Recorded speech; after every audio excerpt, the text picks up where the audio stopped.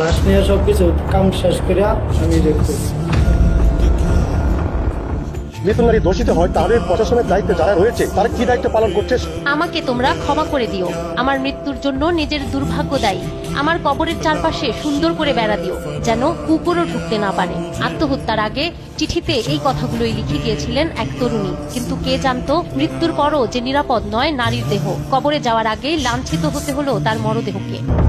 আত্মহত্যার পর ওই তরুণীর মরদেহ হালুয়াঘাট থানা থেকে ময়মনসিংহ মেডিকেলে পাঠানো হয়। মর্গে পৌঁছে কিছুক্ষণ পরই ফের চাবি নিয়ে প্রবেশ করে আবু সাইদ, আর সেখানেই ঘটায় নৃশংসই অপরাধ। পরে পুলিশের কাছে স্বীকারোক্তিমূলক জবানবন্দিও দেন তিনি। লাশ নিয়ে সব কিছু কাম শেষ করে কাগজ টাগজ লাইনে দিয়ে বাইরে গেছিলাম।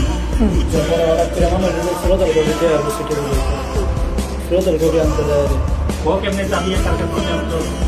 চাবি আনছিলাম তুই আমার কাছ থেকে। আমি কাজটা করছি। আচ্ছা, কি করছো তুমি? আমি রেপ করছি।